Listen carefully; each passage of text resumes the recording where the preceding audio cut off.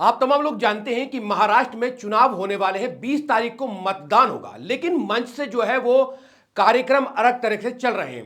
नेता एक दूसरे पर इल्जाम लगाने के लिए जो बाध्य हैं। असदुद्दीन ओवैसी जब भी किसी इजलास में आते हैं, जब भी किसी जलसे में आते हैं, तो एक अलग तरह का जो है माहौल क्रिएट हो जाता है। और जो कुछ तमाम जलसों में, तमाम प्रोग्रामों में हो रहा है, वो कहीं ना कहीं उस आवाम से उसको मुखातिब करके कहते हैं। लेकिन महाराष्ट्र चुनाव में असदुद्दीन ओवैसी के जितने भी कैंडिडेट इस बार पार्टिसिपेट कर रहे हैं, उन तमाम ने एडी से चोटी का जो जोर लगाया है वो जीतने के लिए लगाया है, और वो इस बार कहीं ना कहीं किंग मेकर बनने के लिए तैयार है। बहुत सारी चीजें महाराष्ट्र चुनाव में जो है वो चल रही है, लेकिन कोई भी नेता मुसलमानों के हक पर बोलने की बात नहीं करता है। वहीं असदुद्दीन ओवैसी हर मंच से खड़े होकर ये कहते हैं कि सीए के लिए वो बात करते हैं, और तमाम मुसलमानों की जितने भी इश्यूज होते हैं उनको लेकर असदुद्दीन ओवैसी बात करते हैं। और उन्होंने मंच से खड़े होकर अतीक अहमद और उनके भाई का जो इनकाउंटर हुआ था उसको लेकर भी कुछ कहा था। पहले ये देखिए कि मंच से खड़े होकर कितने साफ अल्फाजों में अगर मुसलमानों की आवाज बनने की कोशिश करेगा कोई, तो कौन ऐसा नेता है? वो नेता असदुद्दीन ओवैसी हैं, जो इतने साफ तौर से अतीक और उनके भाई के इनकाउंटर का जिक्र भी अपने इस चुनाव के अंदर वो कर देते हैं। देखिए उनकी वीडियो।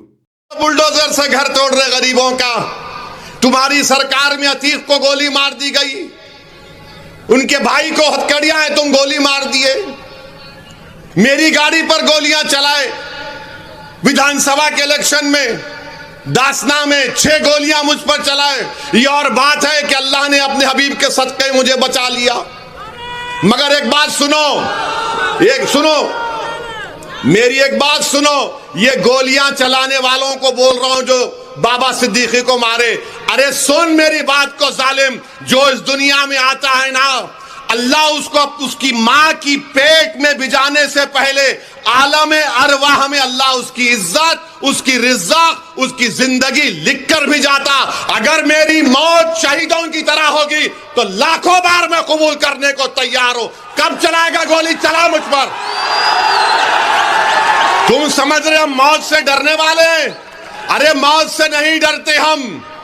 हमारी दुआ एक ही होती कि जब कभी भी जिस्म से अल्लाह रूह निकालेगा, एक बार अल्लाह अपने हबीब का दीदार करा दे और कलमे पे हमारा जबान पर कलमा अल्लाह नाफिज कर ले, हम जाएंगे दुनिया से। बॉलीवुड में नकली लड़ाई लड़ने वाले मिथुन चक्रवर्ती, उल्टी सीधी फाइट करके रंग बिरंगी तरह की फाइट करने वाले एक जो मिथुन चक्रवर्ती, जो एक बॉलीवुड के सुपरस्टार रह चुके हैं एक जमाने में, वो क्या करते हैं, वो अनाप शनाप बोल देते हैं मुसलमानों के बारे में। वो काटने की बात कर देते हैं, और किसके सामने कर देते हैं? जो देश के गृह मंत्री अमित शाह, उनके सामने कर देते हैं। क्या कार्यक्रम चल रहा था? कार्यक्रम चल रहा था सदस्यता ग्रहण कराने का, और वहां पर मिथुन चक्रवर्ती को भूल गए कि मैं किस मंच से किस तरह की बात करूं। उनको लग रहा है कि फिल्म की शूटिंग चल रही है, कैमरा सामने लगा हुआ है, और यहां भी मारने काटने की एक घूसा मारो 20-30 उड़ के जा रहे हैं, एक घूसा मारो शीशे से बाहर हो गए। और उन्होंने भी क्या करा, जोश खरोश में आके कह दिया कि काट कर तुम्हें तुम्हारी जमीन में गाड़ देंगे। इस तरह का जो उन्होंने बयान दिया था, तो उनको यह पता नहीं था कि कटेगा कोई और, या वो मुसलमानों को काटने की बात करेंगे और अपनी ही जेब कट जाएगी। उस पर भी जो है असदुद्दीन ओवैसी ने चुटकी लेते हुए अपने मन से किस तरह से बात कही है, उनकी इस वीडियो में देखिए। झारखंड में एक एक्टर है मिथुन चक्रवर्ती, उन्होंने कुछ अनाप शनाप बक दिए, वो काट के करेंगे क्या की करेंगे, खाली काटना जानते हैं लोग। उन्होंने झारखंड में बीजेपी के जलसे में गए, क्या हुआ मालूम? पाकिट मार दिया उसकी, उसकी पाकिट मार दिए। अब उन्हें किसको काटता कि नहीं मालूम। कुदरत का निजाम, उन्हें बोला काटता तो बीजेपी के ही मीटिंग में उसकी पाकिट काट दिए। है इंटरनेट पे है, देखो आप, हजरत गूगल पे मार के देखो, उसकी पाकिट मार दी। ये क्या पाकिट प्लेयर पूरे बीजेपी के जलसों में आते क्या? मैं झारखंड का बोल रहा हूं, यहां का नहीं बोल रहा हूं, पेपर में आया।